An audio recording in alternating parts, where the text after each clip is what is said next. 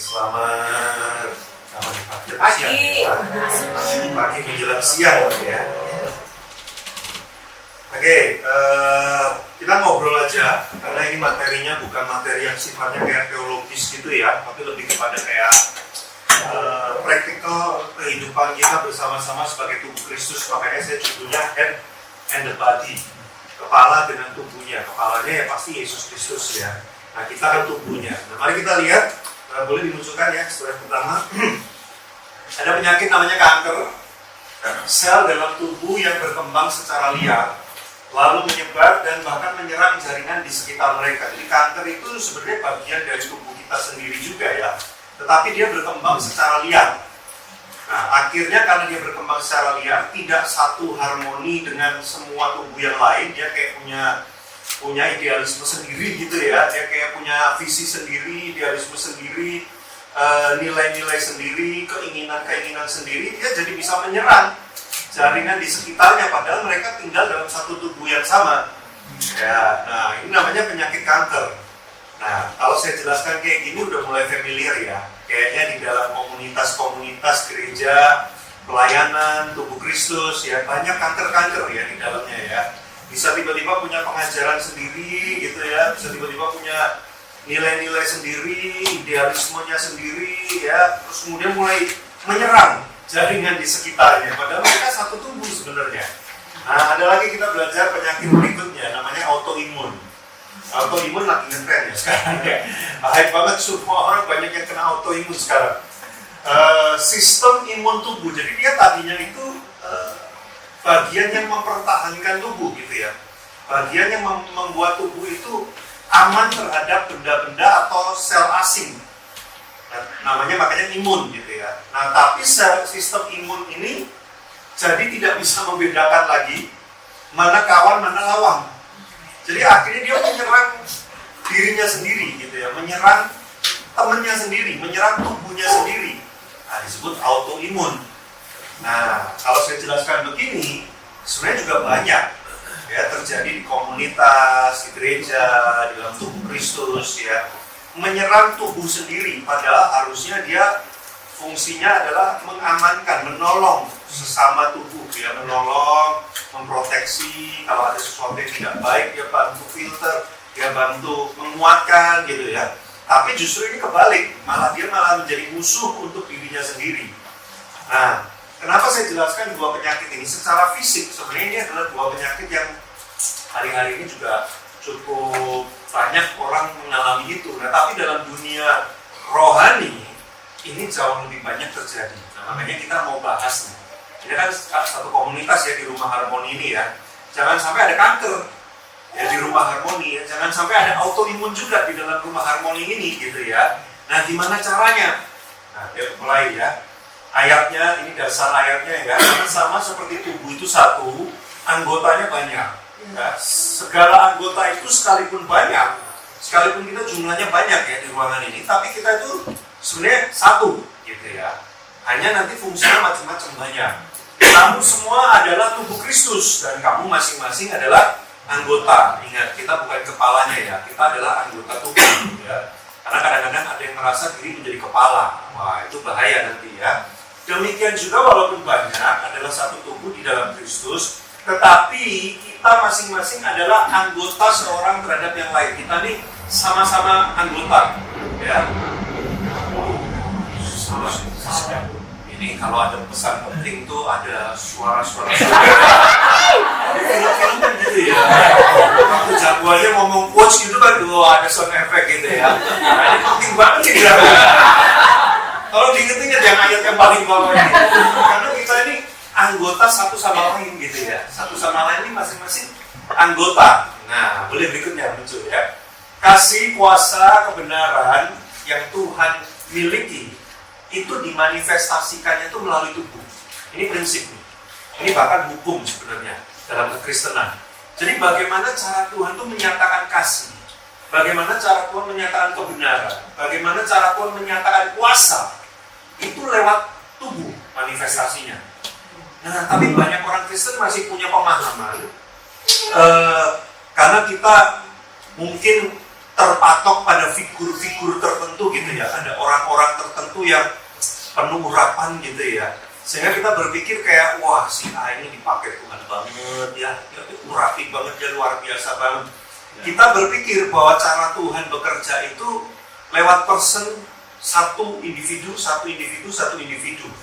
Tapi kalau kita amati di perjanjian baru, udah nggak gitu. Dulu di perjanjian lama, bedanya perjanjian lama dan baru tuh gini. Kalau perjanjian lama, roh Tuhan itu cuma tinggal, cuma mampir. Ya, jadi misalkan si Daud, gitu ya, kan Saul sama Daud, roh Tuhannya pindah kan.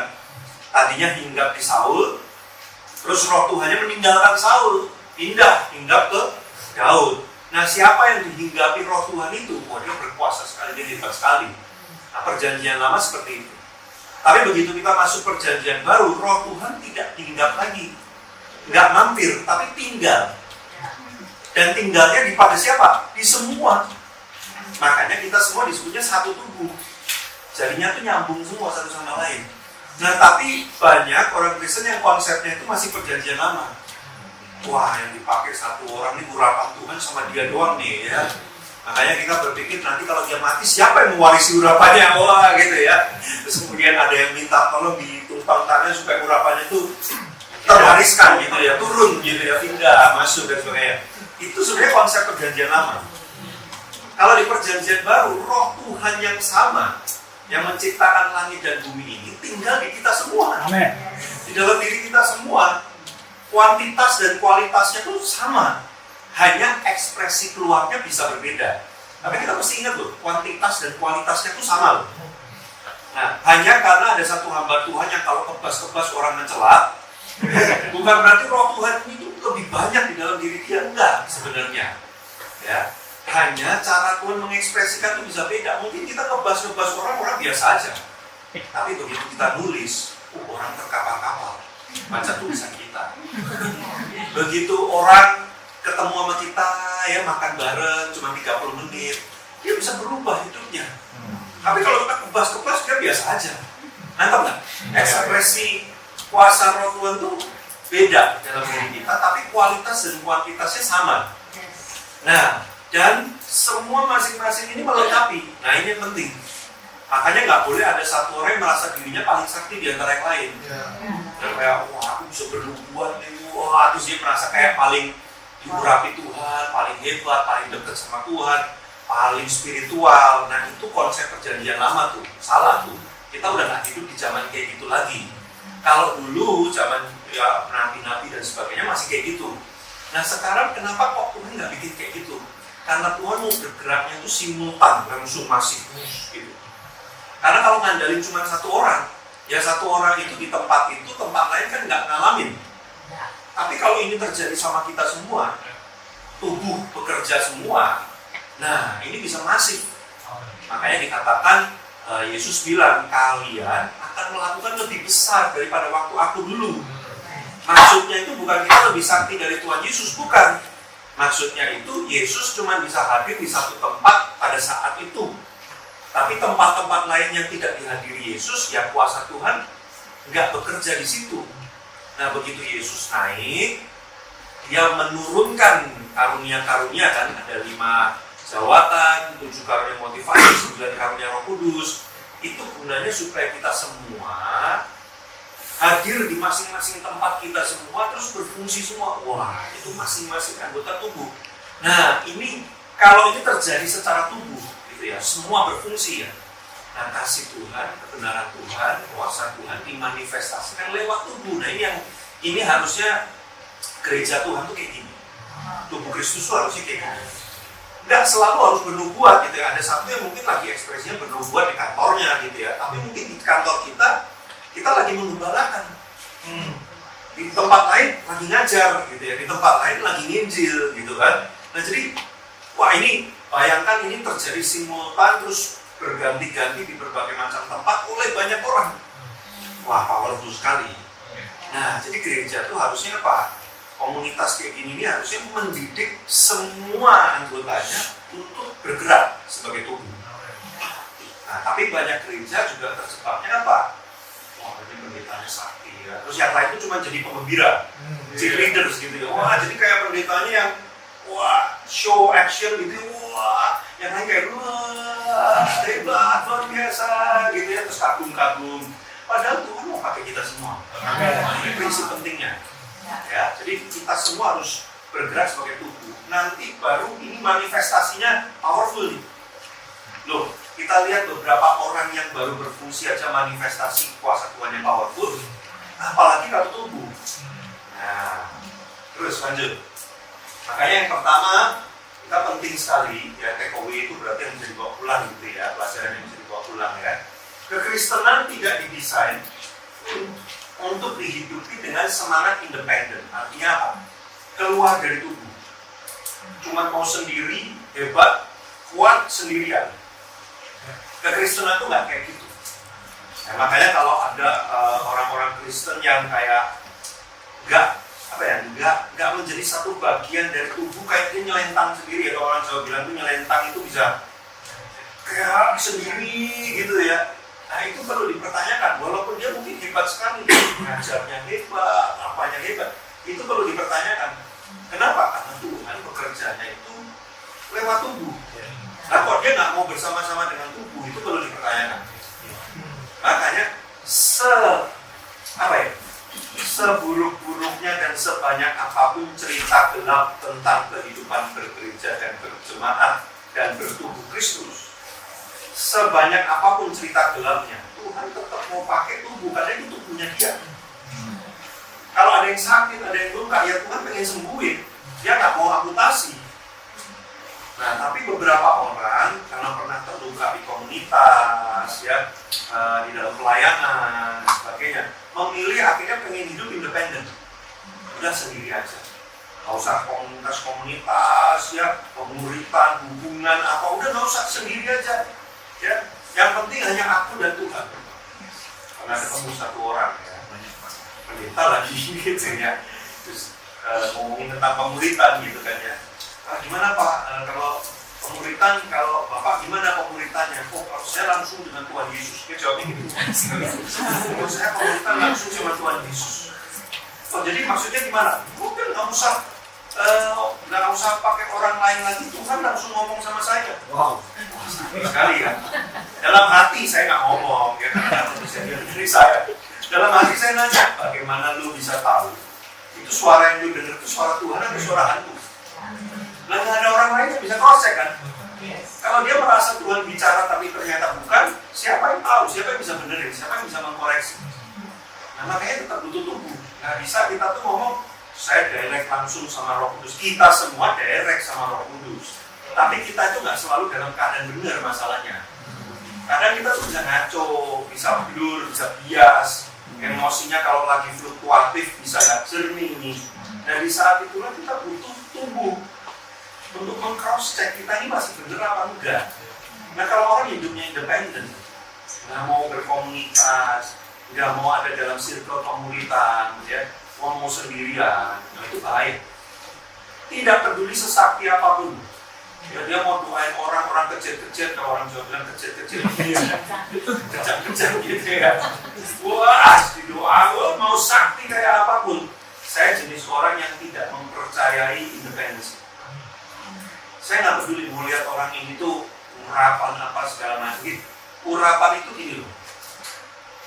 Urapan itu kasih karunia yang diberikan Tuhan bukan untuk orang yang diurapi, tapi untuk orang yang membutuhkan pelayanan dari orang yang diurapi.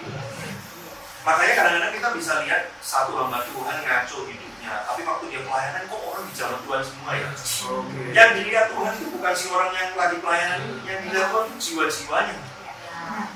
Masa gara-gara satu orang ini terus Tuhan mampetin gitu ya, ada 100 orang hadir. Gara-gara satu orang ini Tuhan mampet, nggak mau hadir, nggak mau jamah siapapun. Lah apa urusannya kan gitu kan? Orang Tuhan pengen jamah 100 orang itu. Jadi walaupun ini orang ngaco, ya demi 100 orang itu kadang-kadang Tuhan itu memberi kasih karunia. Nah tapi kadang-kadang yang dikasih kasih karunia itu berasa kayak gila, gue berdosa aja sakti banget gitu ya. Gue ya udah nggak apa-apa gitu kan. Nah ini konsep yang salah. Kita tuh sering berpikir bahwa pengurapan itu kayak sesuatu tuh yang wah karena ini orang hebat, karena ini orang luar biasa, makanya Tuhan beri urapan lebih banyak.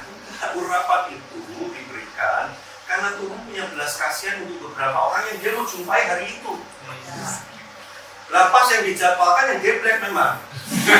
Tapi Tuhan tetap bekerja kan, gitu kan. Hanya gara-gara ini geblek terus Tuhan nggak jamah 50 orang jemaat, kan kasihan banget yang 50 orang ini nggak ngerti apa-apa ketembak kan, jadi nggak gitu konsepnya. Nah, jadi kita sekarang paham yang namanya independensi itu tidak ada dalam Kristen. Apalagi kalau kita lihat kisah para rasul dan bagaimana gereja mula-mula dibangun, itu semua kekuatan Tuhan. Nggak ada orang yang satu orang tuh bisa kayak wah sendirian hebat Superman, nggak ada. Nah, makanya takeaway pertama, Kristenan tidak didesain untuk hidup dengan semangat independen. Tidak peduli apapun alasannya, mau bilang alasannya sakit hati, luka, trauma dan sebagainya, itu beda urusan. Ya, yang namanya hukum itu tetap berlaku suka tidak suka. Contohnya hukum gravitasi. Ya, walaupun kita trauma jatuh gedebuk gara-gara gravitasi, kita nggak bisa bilang aku nggak mau lagi hidup dalam hukum gravitasi. Ya kita tetap under hukum gravitasi walaupun kita terluka gara-gara itu. Nah masalahnya gimana dong jadinya? Ya kita yang mesti berpikir gimana caranya aku memahami hukum ini sehingga kemudian aku bisa hidup di dalam hukum ini dan nggak terluka lagi. Nah itu kedewasaan. Jadi kita nggak bisa bilang ini, aku nggak mau lagi hukum gravitasi. Aku nggak mau lagi hidup bersama-sama dengan bumi ini. Dan bisa, susah. Yang bisa adalah apa? Kita mikir gimana caranya aku tetap dalam hukum gravitasi, tapi aku nggak terluka lagi. Nah itu kedewasaannya. Jadi alasan aku terluka, trauma, pernah dikhianati, pernah dimanipulasi, ya kan sekarang lagi marah spiritual abuse, ya istilah-istilah kayak gitu ya. Ya itu memang real, ada memang banyak terjadi gitu. Tapi itu tidak melegalkan untuk kita kemudian jadi independen. Jadi nggak mau lagi, udah sendiri aja. Tidak pernah nggak bisa gitu pakai alasan itu untuk keluar dari hukum ini. Loh kenapa kok begitu? Nah coba tunjukkan lagi. Ya, kisah anak bungsu yang hilang itu adalah contoh real bagaimana dia pengen independen. Keluar dari rumah, nggak mau diatur sama bapaknya lagi, minta haknya, aku mau ngatur hidupku sendiri. Aku ngerti apa yang aku harus lakukan. Tapi endingnya kita semua udah tahu, endingnya malah justru makin berantakan. Jadi kebebasan yang sejati itu bukan kebebasan tanpa batas. Kebebasan tanpa batas itu bukan kebebasan. Kebebasan tanpa batas itu namanya chaos, kekacauan. Pernah nggak nonton sepak bola, tapi nggak ada aturan sama sekali? Gimana nih mainnya? Terserah. Bebas, sebebas-bebasnya. Jadi ukuran menangnya apa? Kamu yang tentukan sendiri, aku juga tentukan sendiri. Nanti pemain lain tentukan sendiri. Semuanya bebas, sebebas-bebasnya. Yang terjadi apa? Chaos. Bahkan tidak bisa disebut sepak bola udah. Kenapa pertandingan sepak bola begitu memuaskan kemenangannya? Karena aturan. Karena ada 90 menit plus extra injury time. Karena yang disebut menang itu kalau bolanya masuk ke gawang dan nggak offside dan ada aturan-aturan lain, itu yang membuat kemenangan itu terasa sangat kemenangan gitu. Karena aturan. Nah, jadi kalau kita mau copotin semua aturan, aku mau independen, aku mau bebas, nggak ada aturan sama sekali, aku mau sesuka-suka aku sendiri, nggak akan bebas. Justru kita akan masuk ke dalam keadaan chaos, dan itu anak bungsu yang hilang. Nah, banyak orang Kristen nggak suka kan dengan komunitas, kenapa? Merasa kayak diatur. Aku kenapa sih harus gini, harus gitu? Komunitas, harus repot, pokoknya aku nggak mau yang kayak gitu. Wah, itu bahaya. Kita sedang menaruh diri kita dalam keadaan menuju kepada chaos kehidupan kita. Jadi nggak bisa. Ini tuh udah hukum. Mau apapun alasannya, ya udah kayak gitu. Jadi kita memang harus hidup di dalam hukum ini. Tetapi kak gini. Nah itu yang kita belajar siang hari ini. Jadi saya belum mulai, ini baru pembukaan dari saya. Pembukaan lama banget. Udah mulai. Nah, kita tidak bisa terkoneksi dengan kepala, dengan Kristus, tanpa terkoneksi dengan tubuhnya. Ini nggak bisa. Ini juga hukum juga ini. Ya, jadi hari ini kita banyak belajar tentang hukum-hukum di dalam tubuh Kristus, hukum-hukum dalam komunitas. Ya. Jadi Jempol saya nggak bisa bilang gini, aku pengen terkonek sama kepala, tapi aku nggak pengen terkonek sama tubuh yang lain. Nggak bisa. Dia kalau mau terkonek sama saya, dia terpaksa harus terkonek dengan seluruh. Bukan cuma bagian tangan, seluruh. Ini jadi satu kesatuan. Ya. Nah, jadi nggak ada orang bisa bilang gini, aku sama Yesus saja, tapi sama tubuhnya nggak mau. Bisa, karena di mana Yesus berada, tubuhnya pasti dibawa ke situ.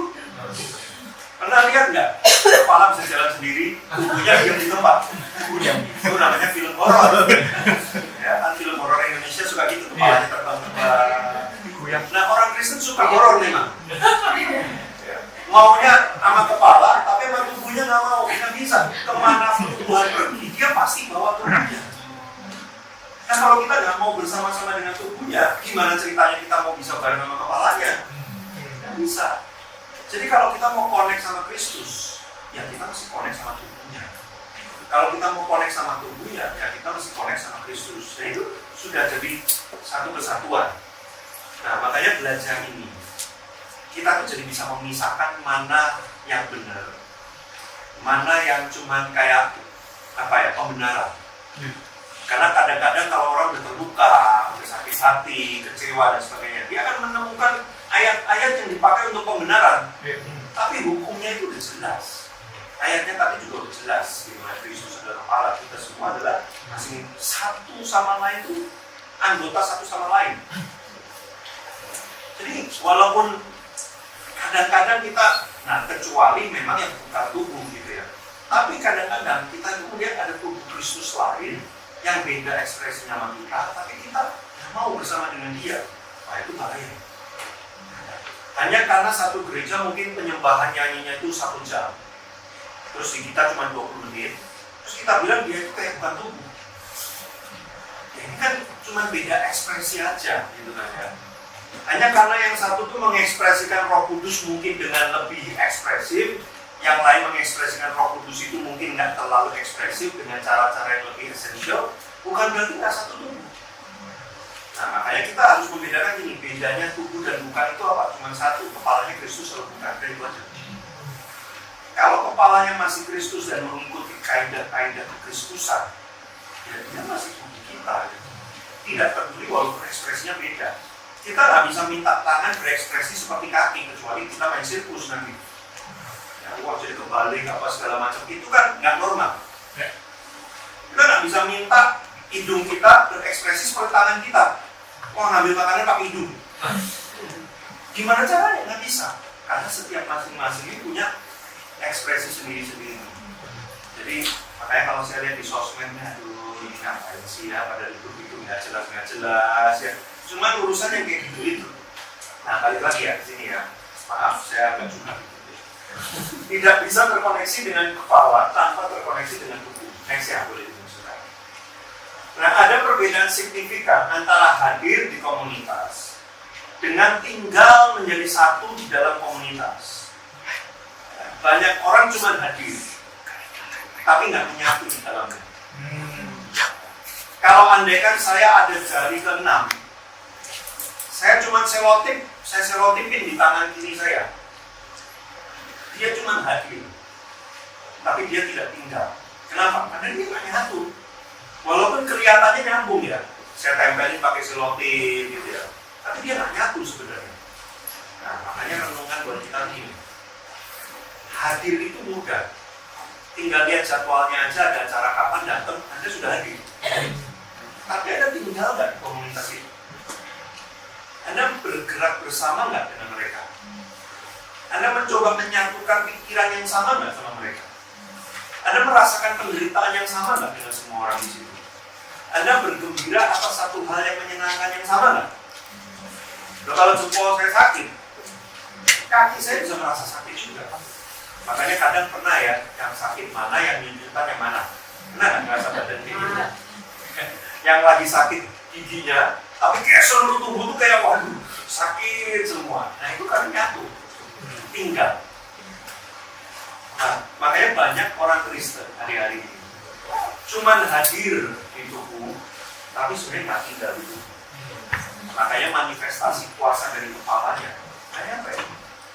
Saya mau tempelin satu jari lagi, saya makan apapun nutrisinya nggak akan nyampe ke jari. Walaupun dia kelihatannya ada di tangan saya. Nah, makanya kita mesti merenungkan lagi, saya ini benar-benar ada atau cuma ada dan tiada. Ya, hadir-hadir aja gitu ya. Kalau dia absen sih komplit absennya, tapi tinggal di dalamnya atau enggak, itu challenge. Nah, ini pembukaannya. Dari tadi baru pembukaan. Nah, sekarang kita masuk kepada mulai intinya. Pertanyaannya kan gini ya, kenapa sulit sekali sih tinggal di tubuh itu? Wah, saya tahu Kak, ya kebenaran ini sebenarnya udah tahu dari sejak zaman bertobat juga udah tahu gitu ya, bahwa kita harus bersama-sama dalam tubuh Kristus ya, mengasihi dan sebagainya. Tapi masalahnya susah banget. Tinggal dalam tubuh itu sulit sekali. Sebenarnya nggak usah konteks Kristenan, konteks di luar Kristenan secara global saja. Yang namanya hubungan itu memang pelik. Ya. Kenapa hubungan itu pelik? Karena dosa. Sejak manusia jatuh dalam dosa, hati dan pikiran manusia itu memang udah korak, kerapte. Makanya cara berespon, cara memahami, cara mikir dan sebagainya itu tuh banyak sekali problem. Dan justru karena banyak sekali problem, Tuhan itu pengen saling. Jadi saya belajar prinsip ini tuh sejak masuk di dalam leadership di gereja lokal saya. Saya masuk di leadership eksekutif itu 8 tahun yang lalu, 2015 ya, 8 tahun yang lalu. Kebetulan gereja kami menganut prinsip leadershipnya itu kepemimpinan majemuk. Jadi di gereja kami itu tidak ada pemimpin tunggal, tapi yang ada itu ada beberapa pemimpin bersama-sama yang otoritas dan kekuasaannya itu equal semua. Nah, kebetulan di tempat kami Jakarta Barat itu yang paling banyak, kami ber-10. Kalau di satelit-satelit lain itu cuma 3, 4, ada 2. Nah, di kami memang agak maruk ya. Jadi kami 10 gitu ya. Wah, 10 orang dengan suara yang sama, dengan equal, authority yang equal. Ya, walaupun tentu ada yang lebih senior karena udah di gereja kami udah sekian tahun yang lalu, sebelumnya aku datangnya di tahun berapa dan sebagainya. Tapi secara legal, otoritas, itu semua equal, 10 orang ini. Nah, saya belajar bagaimana Tuhan bekerja lewat kuasa tubuh itu di dalam hidup sendiri. Jadi sekalipun ada senior saya yang memang dia itu bahkan yang merintis di Jakarta Barat, tapi ada momen-momen di mana pendapat dan pandangan dia itu keliru, dan pemimpin-pemimpin lain yang ngebenerin. Jadi justru semakin independen sendirian, tapi berbahaya. Itu pertanyaannya yang tadi dulu, tahu dari mana itu suara Tuhan atau bukan? Ya, tapi dia hamba Tuhan udah 50 tahun, iya mau 50 tahun, 70 tahun, tetap masih bisa bias. Nah, makanya di tempat kami untuk mengurangi itu dan untuk mengatasi itu, macam kalau sampai 10 orang itu berkata hal yang sama, wah kami bisa yakin sekali itu kok lurus. Kok bisa? Iya, karena cara mikir saya, cara pendekatannya si B, si C, si D itu beda. Kami itu 10 orang tuh ada yang wah, ada yang 1 orang itu sangat radikal Pantekosta. Jadi dia kalau khotbah itu udah kayak KKR Pantekosta gitu terus. Antar kontrus pokoknya dia tiap kali khotbah. Wah, pokoknya hajar Roh Kudus gini. Ada saya yang tipe ngomongnya kayak gini. Yang very practical, very aku banyak pakai pendekatan science, banyak pakai pendekatan common sense, logic dan sebagainya. Ada lagi nanti yang tipe yang lain, ada lagi yang tipe lain, ada yang tipe misi banget. Yang dia selalu gini, udah, jangan ngurusin jemaat terus saja. Kita aja harus bergerak keluar. Dalam arti kalau jemaat nggak diurusin, siapa yang digerakin keluar kan gitu ya. Tapi dia tipenya itu pokoknya udahlah, kita itu jangan di dalam terus, udah jangan di dalam terus. Yang mudah kayak gitu. Ada yang tipenya, pokoknya sepanjang meeting itu begitu ngomong langsung kayak jok gitu. Jadi dia ngomong cuma kalau dia lagi pengen ngomong. Meeting 3 jam gitu ya, dia cuma ngomong paling 10 menit. Dan nggak bisa ditebak kapan dia mau ngomong. Kadang-kadang ketika, Kak, kita lagi butuh suara ini, suara kenabian nih, ayo sampaikan apa? Nggak ada, gitu. Tapi begitu kita lagi nggak butuh dan nggak pengen denger dia ngomong, gitu ngomong. Menurut saya ya, yang kalian ngobrolin dari tadi itu nggak esensi. Wah, kita langsung udah ngomong 2 jam nggak esensi. model kayak begini, kalau sampai kami satu suara ngomong, ya Tuhan suruh kita kayak gini, kan kemungkinan lebih akurat daripada satu orang doang yang ngomong. Nah, aku belajar bagaimana Tuhan itu nge-shape kita justru lewat kuasa tubuh. Wow. Makanya makin kita keluar dari tubuh, kita pasti lebih ngaco aja. Iya. Mungkin pada saat kita keluar dari tubuh, kita merasa lagi benar-benar. Tapi lihat aja, sementara waktu, makin lama kita makin ngaco, dan gak ada yang bisa nge-shape, gak ada yang bisa ngerti. Saya itu orangnya soliter. Soliter itu suka sendirian. Dan spirit independen saya lumayan kuat juga. Saya itu kalau kerja, nggak mau bareng orang lain. Saya lebih baik saya kerja sendirian. Kalau mau bareng-bareng, kasih tahu aja tugas saya apa. Udah saya kerjain nanti. Dan lu langsung ngurusin. Jadi saya sangat independen dan soliter kan. Tapi saya tahu hukum ini. Jadi mau nggak mau di dalam pelayanan, saya berusaha menaruh diri saya dalam hukum. Susah nggak? Susah sekali. Untuk saya datang ke pemimpin yang usianya di bawah saya. Jadi ada satu penatua saya itu 3 tahun di bawah saya usianya. Tapi secara formal position dia di atas saya. Dia jadi penatua saya. Itu saya datang ngobrol sama dia, saya ceritakan pergumulan saya, kelemahan saya lagi punya problem kayak gini. Wah, buat saya susah sekali. Tapi waktu saya menceritakan itu, menolong untuk rekan saya, pemimpin saya ini melihat kalau sampai saya itu nanti ngaco atau pengajarannya apa dan sebagainya, dia tahu runutan cerita apa yang terjadi dalam hidup saya. Sehingga waktu dia datangin saya, pendekatan dia pasti berbeda kalau dia nggak pernah dengar cerita saya. Cuma dengar saya khotbah tiap minggu, tiba-tiba saya ngaco, pasti dia akan langsung beda daripada kalau saya mengupdate hidup saya sama dia. Wah, nggak mudah. Tapi karena saya paham prinsip ini, mau nggak mau saya lakukan. Jadi ini tuh otomatis, tidak bisa tidak. Tapi saya tahu pertanyaan ini, kenapa kok sulit sekali? Mari kita bedah, ada 2 ya. Ada 2 yang menyebabkan kenapa hidup dalam tubuh Kristus itu kayak jadi momok banget. Makanya kan kekristenan zaman sekarang orang itu cuma mau datang ke gereja, duduk paling ujung, nggak usah dikenal siapa-siapa.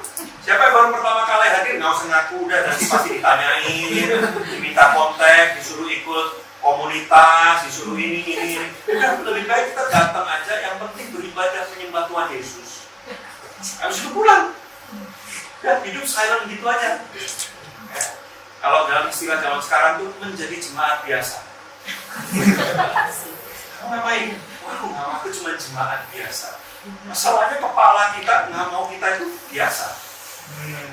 Semua ada fungsinya, kita harus berfungsi semua. Nggak ada yang biasa, nggak ada yang diem-diem aja. Ya. Itu dia. Ya, slide berikutnya. Ini prinsip pertama. Besi menajamkan besi, orang menajamkan sesamanya. Oke, kita udah sering baca ayat ini berkali-kali. Tapi Anda harus paham. Di sesi ini saya berharap teman-teman tuh harus paham gini. Ini itu hukum.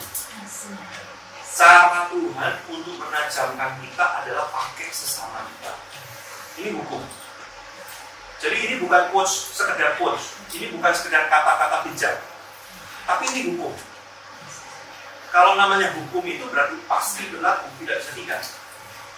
Yaitu cara Tuhan membuat kita makin tajam. Dia pakai sesama kita. Siapa sesama kita? Siapapun. Kadang kita itu selalu berpikir yang boleh membentuk kita itu orang-orang yang kurang rohani, yang nggak benar hidupnya, ya dipakai Tuhan untuk melatih kita sabar dan sebagainya gitu ya.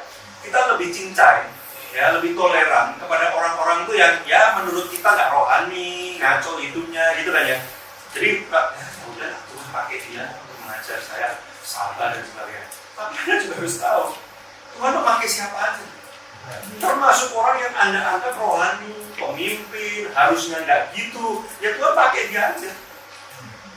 Nah, makanya kalau kita paham prinsip ini, kita jadi nggak terlalu gimana banget. Waktu ketemu orang, kok gitu sih dia? Gitu. Kadang-kadang ada pemimpin kita yang mungkin juga gila, gua baca 21 hukum kepemimpinan, gua John Maxwell gitu ya. Ini orang nggak memenuhi 1 pun dari 21 ya. Nggak ada dia masuk 2 hukum, dia bisa bisa jadi pemimpin ya, makanya pimpin kami kayak terbuka, kecewa dan sebagainya. Dia kan pemimpin, nggak boleh dia kayak gitu. Nah, cara pikir ini yang membuat kamu tuh lukanya makin dalam. Ya. Karena kita mikir nggak boleh dia kayak gitu. Betul. Dia kan pemimpin, dia kan rohani, dia kan tobatnya lebih duluan dari saya. Dia kan yang ngajar spiritual journey. Waktu saya baru bertobat, dia baptis saya. Kok dia gitu kelakuannya? Nah, karena kita punya standar seperti itu, makanya waktu dia dipakai Tuhan untuk shape kita, dia nggak bisa terima. Dan kita terlukanya lebih dalam. Nah, makanya setelah belajar ini nggak ada loh dikatakannya orang yang lebih payah mengajarkan yang lebih oke. Pokoknya intinya ya orang mengajarkan sesamanya aja. Siapa dia? Siapapun. Bahkan orang yang menurut kita mungkin paling rohani, paling sabar, paling benar mendekati malaikat sebentar lagi gitu ya. Tiba-tiba bisa dipakai Tuhan. Kita bisa kayak kaget itu. Oh, dia bisa ngomong gitu ya sama saya ya.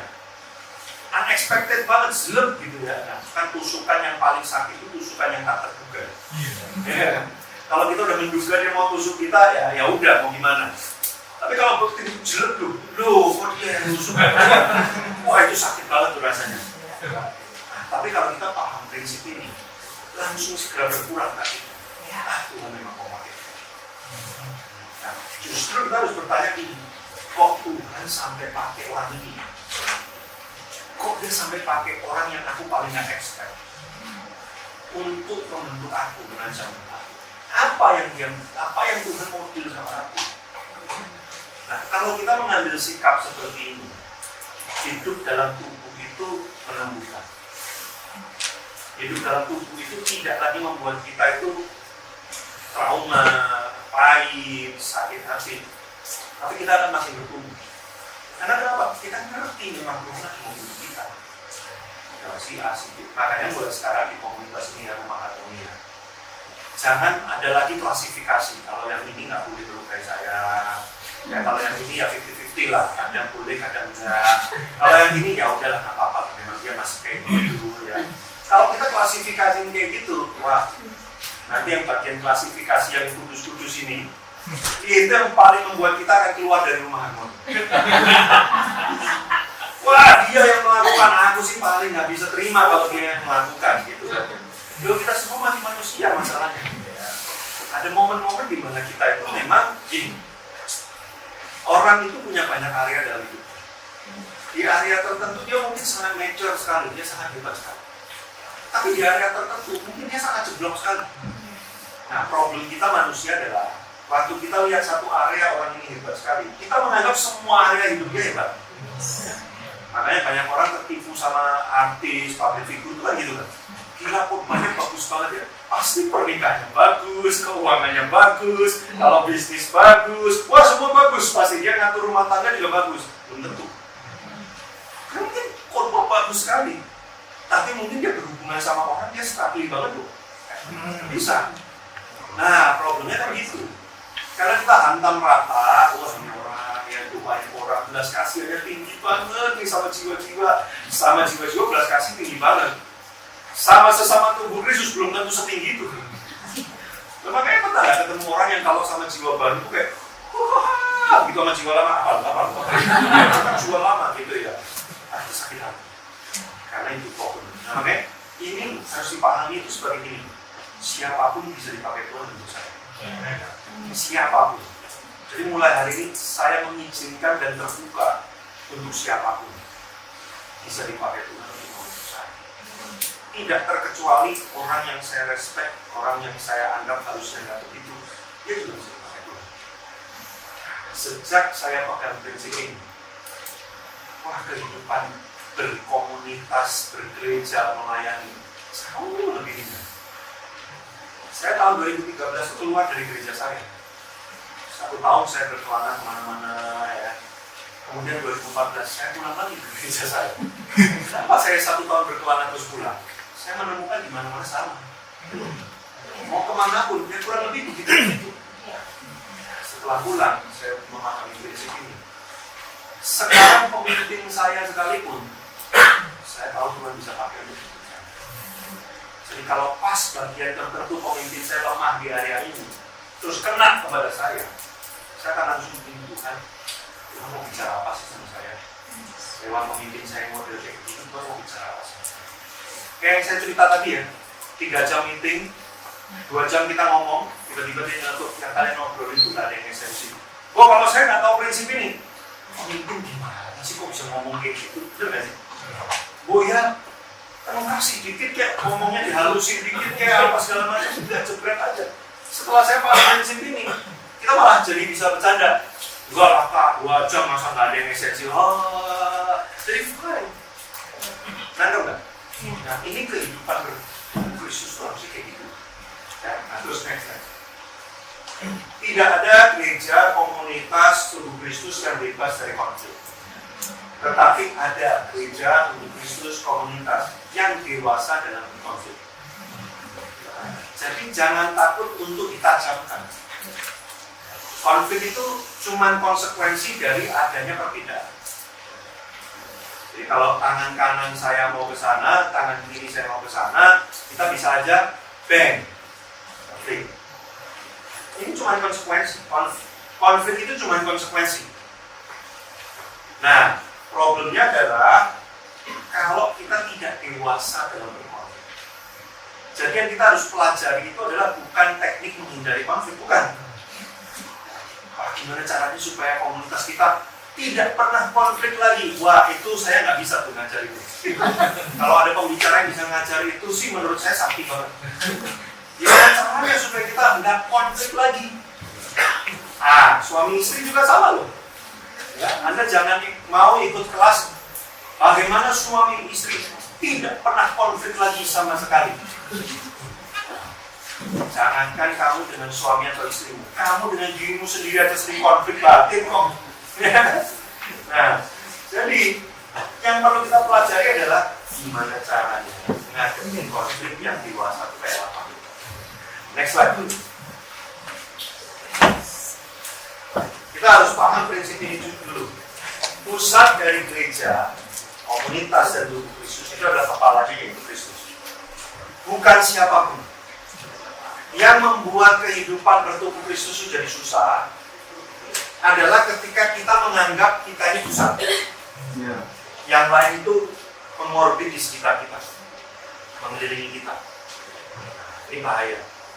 Makanya kadang-kadang kan banyak ya orang Kristen tuh, kenapa sih pendapatku nggak didengerin? Kenapa sih aku udah ngomong kayak gini, mereka kok nggak mau menganggap dan sebagainya, bla bla bla bla bla. Kalau kayak gitu kan berarti kita pengennya kita menjadi pusat, yang lain itu ngikutin kita. Nah, itu bahaya. Ya Kak, tapi namanya orang kan tetap pengen dianggap iya. Tapi ada cara bagaimana kita menyampaikan itu. Tapi yang bahaya adalah kalau kita menempatkan diri sebagai kita tokoh utama di tempat ini, yang lain itu pemain figuran. Jadi harus yang lain ikutin gitu ya. Yang bahaya adalah kalau kita melupakan bahwa pusat dari semuanya itu adalah Kristus. Jadi segala sesuatu yang terjadi di komunitas ini kita mesti tanya sama kepala. Oh Tuhan Yesus, kenapa bisa terjadi seperti ini? Aku mesti bersikap seperti apa ya? Aku mesti ngomong apa sama orang-orang ini ya? Kristus sebagai kepala. Bayangin kalau semuanya kayak gitu, masalah konflik apapun pasti bisa diselesaikan. Next, itu deh. Rasa tersinggung, kecewa, sedih, marah saat konflik itu adalah sinyal adanya diri saya yang lagi mau menjadi pusat.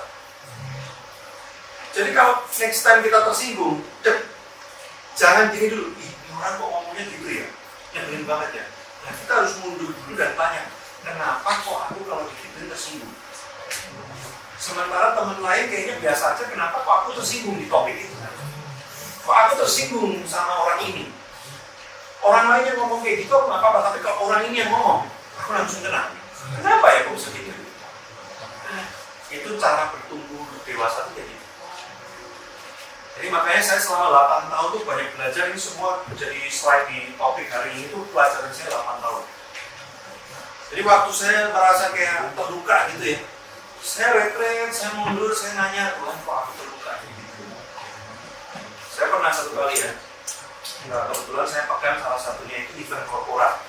Jadi kalau di gereja kami ada event korporat kayak Natal, Paskah dan sebagainya, itu saya masih banyak mikirin untuk nanti bikin dan sebagainya. Udah 2 tahun nih, tiap Natal, tiap Paskah, 2 tahun. Dari momen ke momen, pendapat jemaat itu semakin bagus, semakin meningkat gitu. Bagus banget, tapi pemimpin saya nggak pernah ada yang WhatsApp saya 1 kali pun selama 4 kali event. Wah, 1 titik saya marah banget, kurang ajar. Kalau kayak gini mah saya ada atau nggak ada urusannya nih. Ya, udah, abis ini nggak usah lagi. Wah, kemarahan awalnya kan gitu kan. Setelah saya berdoa, saya merenung Tuhan, kok saya terluka, kok saya tersinggung ya dengan situasi seperti ini. Kenapa ya? Waktu saya trekking sampai ke bawah, ternyata saya itu menaruh rasa berharga saya atas apresiasi orang. Jadi kalau orang mengapresiasi saya, wah saya itu baru saya baru dipakai itu benar melakukan hebat dalam hidup saya. Tapi kalau nggak ada yang ngomong begitu, saya bertanya-tanya, saya ini masih dipakai Tuhan apa enggak? Wah itu kan konsep gambar diri yang salah ya. Jadi ini bukan soal pemimpin saya benar apa nggak benar, itu urusan dia sama Tuhan. Tapi ini soal saya itu benar apa enggak di hadapan Tuhan. Setelah saya benerin, nanti saya ya mau orang itu apresiasi saya apa enggak. Mau Natal itu gagal atau gegap gembita, Tuhan tetap sayang sama saya. Dia tetap mau pakai hidup saya. Dia tetap akan bersama dengan saya, nggak ada yang dikurangi. Ya, berkat saya juga nggak kurang. Bukan gara-gara, wah paskanya jelek, terus tiba-tiba saya kena flu, ya. Tuhan nggak lindungi saya lagi. Itu konsepnya nggak gitu. Nah, setelah saya paham itu, next time orang mau appreciate, nggak appreciate, sudah nggak penting lagi buat saya. Puji Tuhan, saya tahun ini tuh sampai di titik level belum sampai 100% ya. Tapi udah mulai gini. Orang mau ngomong apa saya harus mau ngomong, wah cilik, wah kamu gini. Harus ini. Karena saya nggak menaruh rasa berharga di atas kata-kata orang. Nah, kapan saya pulihnya? Waktu ini. Itu tersinggung. Jadi kalau kita itu benar cara pakai perasaannya, wah Tuhan itu bisa tumbuhkan kita hebat banget. Makanya ini namanya kedewasaan. Yes. Kira-kira masih sanggup? Masih. Atau udah mulai kenyangan kayaknya? Gila banyak banget PR-nya gitu ya. Gila oke, sedikit lagi ya. Ayo lanjut ya. Nah, terus ini ayatnya kita udah tahu. Takeaway kedua, makanya selama aku masih berpuasa, Anda akan terus mudah terluka. Karena begitu Anda nongol, Tuhan akan sikat. Karena kita harus makin berkurang, Yesus akan Amin. Yesus harus makin bertambah, kan gitu kan? Kayak mainan yang mukul-mukul yang muncul-muncul itu loh. Tiap kali itu muncul aja, muncul aja. Jadi makin sering muncul ya makin sering kena kita. Gimana kita tahunya dia mau muncul apa enggak tadi? Rasa tersinggung, kecewa, marah, itu dia mau nongol tuh. Makanya kita langsung tanya, kenapa ya kok gini ya? Kamu nongol buat apa? Kamu mau nyari apa? Nanti dia makin berkurang, Kristus masuk, udah habis itu nggak ada situasi yang sama, nggak terluka lagi. Karena bukan kita, tapi Kristus. Terus next, ya. Yang kedua, tadi kan prinsip pertama adalah kita mesti paham Tuhan bisa pakai siapa saja. Yang kedua, ayat hendaklah kamu dalam hidupmu bersama. Ini jadi konteks perikop dari bacaan ini itu tentang hidup bersama dalam tubuh Kristus. Makanya hendaklah kamu dalam hidupmu bersama, menaruh pikiran dan perasaan yang terdapat juga dalam Kristus Yesus. Jadi cara mikir dan cara berperasaannya itu harus kayak Kristus kepalanya. Kalau enggak, nggak bisa. Apa maksudnya? Dari maksud saya takeaway ketiga. Perasaanmu itu bukan Tuhan. Jadi jangan disembah-sembah. Perasaan itu jangan disembah, dilayani, dipuja, diagung-agungkan. Ya. Kan kita ini lagi masuk generasi yang baper gitu ya. Dangdut aja sekarang dangdutnya baper semua. Ya, kalau zaman-zaman saya dangdutnya itu dangdut vulgar, ya, seronok gitu ya. Zaman sekarang dangdutnya itu dangdut yang apa patah hati lah, perselingkuhan lah, apa ya, kamu menyakiti hatiku yang kayak gitu-gitu. Ya, jadi kita ini lagi dibawa kepada satu keadaan di mana perasaan itu jadi Tuhan. Makanya kan slogannya gini, follow your passion. Jangan follow your passion. Karena kadang-kadang passion itu muncul. Follow Jesus Christ, not your passion. Your passion itu apa? Terjemahannya orang-orang yang banyak beredar. Passion itu kan perasaan. Pokoknya kamu semangat, wah bicara tentang itu kamu semangat, kamu seneng banget, ikuti. Enggak, kadang-kadang mengikut Kristus itu belum tentu sesuatu yang menyenangkan buat kita. Tapi kita tahu itu kebenarannya, kita ikuti walaupun kita nggak passionate. Jadi don't follow your feeling, don't follow your passion, follow the truth. Nah ini prinsip penting karena hari-hari ini anak-anak muda itu lagi banyak dibikin perasaan itu kayak raja gitu. Makanya kan slogannya gini, kalau udah gak nyaman, tinggalin aja. Bahaya itu, bahaya itu. Menikah baru setahun, udah gak nyaman aku. Kamu udah gak bisa bikin aku nyaman lagi, kita cerai aja. Wah, bahaya. Kerja baru setahun, gak nyaman nih perusahaannya, aku pindah aja. Nah makanya kan tingkat perpindahan kerja zaman sekarang sama 10-15 tahun yang lalu beda. Kenapa? Karena kita diajarin apa? Ikut perasaan. Pokoknya udah gak enak, udah gak nyaman, udah bikin aku perasaannya gak oke, ini gak oke. Wah, kalau kekristenan dijalankan pakai cara begitu, bubar kita. Banyak hal kebenaran di Alkitab gak enak buat kita, gak nyaman buat kita. Hidup berkomunitas itu ada hal-hal yang gak nyaman, yang gak enak. Tapi kita tahu itu kebenarannya, makanya kita tinggal di situ. Makanya perasaan itu bukan Tuhan. Harus disubmitkan di bawah kebenaran. Truth over feeling. Tetapi kan perasaan itu kan iya, perasaan itu nyata, saya tahu. Makanya belum ditunjukkan slide berikutnya. Iya, perasaan itu nyata. Sekalipun perasaan itu nyata, dia tidak selalu sesuai dengan kenyataan. Contoh, merasa dikhianati belum tentu beneran dikhianati. Merasa ditinggalkan belum tentu kalian ditinggalkan. Merasa diabaikan belum tentu beneran diabaikan. Sebelum benar-benar sampai real nyatanya begitu, jangan langsung baikin dengan perasaannya. Tapi banyak kan orang Kristen yang gitu lah. Kenapa kamu nggak ke gereja lagi? Kenapa kamu nggak berkomunitas lagi? Komunitas itu ya, nggak menghargai aku. Gak ada yang peduli sama aku. Yakin gak ada yang peduli? Ya gak ada yang peduli. Tahu dari mana? Itulah yang aku rasakan. Selama 1 tahun aku bersama dengan mereka, itulah yang aku rasakan. Padahal yang lain tuh WhatsApping, ngajak makan, yang ulang tahun kasih kado dan sebagainya. Tapi dia gak ngerasa. Dia masih merasa kurang. Makanya kalau hidup dengan perasaan, wah itu bahaya sekali. Untuk Tuhan Yesus itu hidupnya gak pakai perasaan yang mudah kayak gitu. Kalau dia pakai perasaan di Taman Getsemani ya, gentar, takut. Betul dia ngomong, aku takut dan gentar seperti mau mati rasanya. Wah kalau dia nyebutin itu, dia akan bilang ini, batal aja. Batal aja, balik ke surga lagi aja. Ngapain kita ngumpul hari ini kalau dia balik ke surga? Bubar udah selesai. Untung Yesus nggak pakai perasaan waktu di atas kayu salib dilihatin orang-orang, salibkan dia. Wah Yesus kalau kejam banget gitu ya. Jiper. Kurang aja lu ya. Gua udah mau selamatin lu malah kayak gini semua. Udah, stop.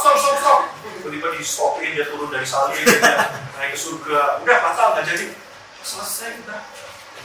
Kayak gitu. Dua prinsip ini kan penting ya. Kalau kita mengizinkan siapa saja bisa dipakai Tuhan momentum. Dan kita nggak mendewa-dewakan perasaan itu, tapi kita truth over feeling. Kehidupan bertubuh Kristus itu jadi positif. Itu namanya kedewasaan. Jadi positif. Jadi sangat mungkin sekali juga. Berikutnya, tinggal dikit. Tahan.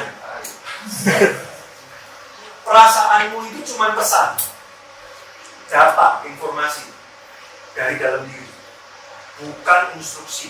Yang penting. Kalimat bukan instruksi ini penting. Merasa marah, terus gampar orang itu dua urusan yang berbeda. Ya.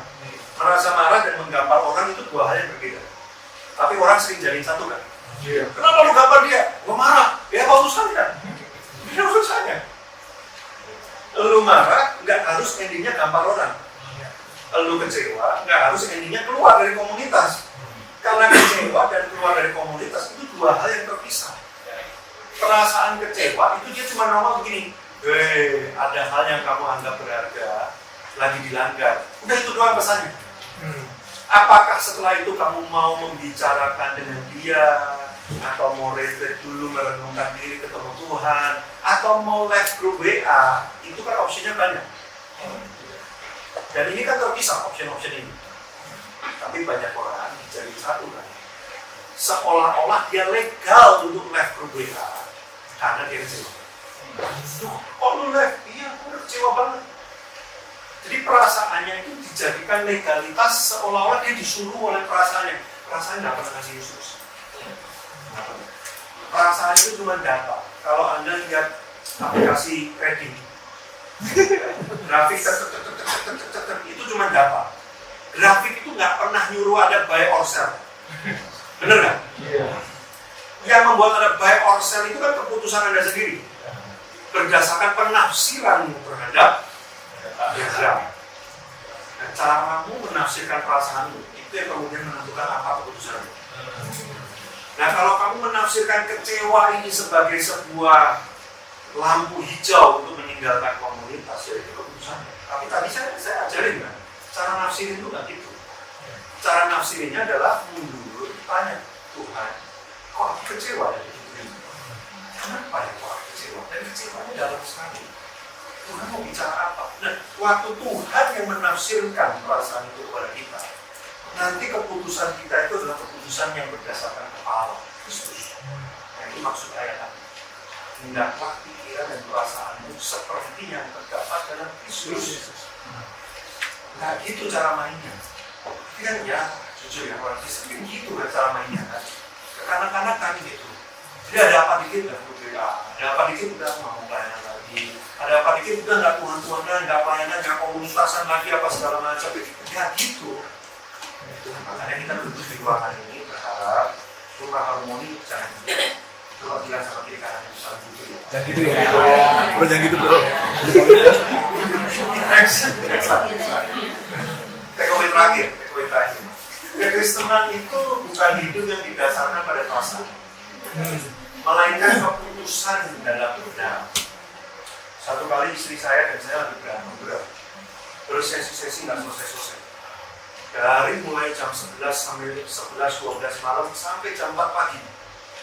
Wah, itu udah kayak frustrating banget. Satu titik kita udah berapa sesi udah capek, udah nggak mau ngomong lagi. Saya udah duduk gitu ya di sebelah pintu ya dengan wajah terzolimi gitu ya. Kan pura-pura playing victim gitu ya. Udah stres, ini mau ngomong apa lagi gitu. Saya lagi stres, ini 10 menit kemudian istri saya samperin saya. Dia duduk di sebelah saya, terus perut saya. Nggak ngomong apa-apa 5 menit.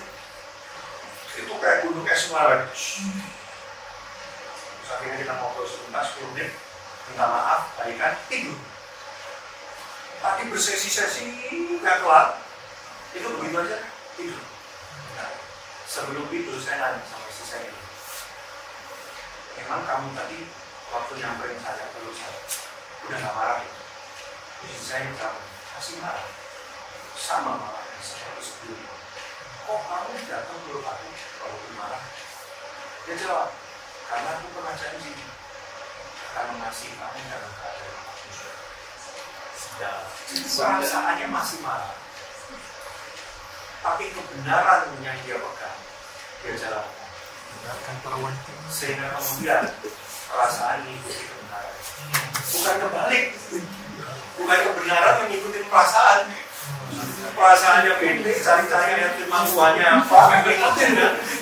Jadi kebenaran ikuti perasaan kan? Kebenarannya apa? Perasaanmu sama, jangan perasaanmu mengikut. Ini mumpung 17 Agustus ini, saya juga ya. Kalau cuma di ruangan ini aja. Saya tuh kalau ditanya, saya cinta Indonesia nggak? 10% doang. Nggak cinta banget. Cuma 10% cinta saya sama Indonesia. Kalau ditanya kenapa, banyak alasannya. Apalagi kalau buka medsos, menambah banyak alasan. Karena saya mainnya di Instagram gitu ya. Kesel banget saya sama netizen itu ya. Itu mulut, jempol kayak nggak di sekolahin semua gitu ya. Kesel banget. Termasuk yang Kristen juga sama keselnya saya. Jadi saya baru menyadari Indonesia itu problemnya bukan di agama. Indonesia itu problemnya di mentality. Jadi mau agama apapun, selalu ada yang nyolot dan yang beli. Itu Indonesia. Itu kan banyak orang yang bilang gini, oh kalau Muslim itu memang kayak gini, enggak, yang Kristen yang gede banyak. Tadi ada yang cerita ikut telegram saya yang 1 bulan sekali, Sobat JIW namanya. Itu beberapa orang Kristen daftar marah-marah, pengen perkarain hukum saya, pakai bawa-bawa ayat, bilang ya, wah nanti kutuk apa segala macam, wah itu banyak. Keselin banget. Nah, September tahun lalu, Tuhan tiba-tiba ngomong sama saya, di mana saya lagi baca satu buku gitu ya, tentang misi, buku tentang misi. Itu jarang banget saya tuh baca buku tentang misi, tapi hari itu saya tergerak ambil buku itu saya baca. Tuhan tiba-tiba tanya, ya saya bilang, gimana? Kamu sayang nggak main Indonesia? Saya nggak mau bohong, orang Tuhan tahu hati saya. Enggak sih Tuhan. Makanya saya bergumul banget kalau mau lakuin apa kayak buat Indonesia, saya bergumul. Terus Tuhan ngomong gini, kalau aku mau minta kamu melakukan sesuatu buat Indonesia, kamu mau? Susah sekali. Lihat orangnya aja, aku udah pakai ini. Itu yang program telegram 1 bulan sekali itu berkali-kali saya mau stopin. Gara-gara terlalu banyak orang gembel. Soalnya saya bikin kan bayar terserah. Jadi ada yang bayar Rp1.000, ada yang bayar Rp5.000, ada yang bayar ini. Udah bayar terserah, berlaku seumur hidup. Tiap sebulan sekali ketemu saya kasih sesi, masih ngotot gini-gitu. Waduh, saya kesel banget. Jadi saya ngomong, Tuhan, susah. Terus Tuhan ngomong kalian bisa. Kalau aku sayang sama Indonesia, gimana? Wah, saya berhenti. Jadi saya hari itu, September tahun lalu tuh ya, saya berpikirnya saya gini, sekalipun hati saya belum sayang Indonesia, tapi saya mau lakukan sesuatu karena Tuhan sayang Indonesia. Amin. Jadi kalau detik ini saya ditanya, saya sudah sayang belum sama Indonesia? Masih belum. Ya meningkat dikit, tapi belum nyampe 50%. Masih banyak bete-nya, keselnya, kayak Yunus saya. Kalau bisa Tuhan tunggang langgengkan dengan api saja ini. Saya kayak Yunus. Tapi karena Tuhan sayang sama Indonesia, saya mau lakuin sesuatu. Jadi Kristen itu bukan karena kamu dapat, nggak dapat. Dulu kita pikirkan gini ya, namanya misi itu mesti dapetin hatinya. Enggak. Saya nggak dapetin hatinya, tapi Tuhan yang dapat hatinya. Jadi saya mesti ikutin hati Tuhan, bukan hati saya. Kalau dia bicara, suruh saya lakukan sesuatu. Walaupun hati saya nggak dapat, saya harus lakukan karena Tuhan yang berbicara. Itu kekristenan. Jadi ngampunin orang tuh nggak tunggu hatinya dapat. Aku belum dapat nih ngampunin dia. Nggak peduli hati lu dapat nggak dapat, Tuhan minta lu ampunin, lu ampunin. Aku belum dapat nih mau ngasih persembahan. Bukan soal hati lu dapat nggak dapat, tapi kalau lu tahu memberi itu adalah bagian dari culture kerajaan Allah yang penting. Hatimu nggak dapat, kamu harus tetap memberi. Nanti kapan-kapan ya, tapi perpuluhan ya, maksud sekarang ini. Kapan-kapan aja. Jadi teman-teman harus menangkap kekristenan itu kayak gitu. Jadi jangan buy-in dengan prinsip dunia hari ini yang bilang kalau hatimu nggak dapat udah nggak usah ya, follow your passion.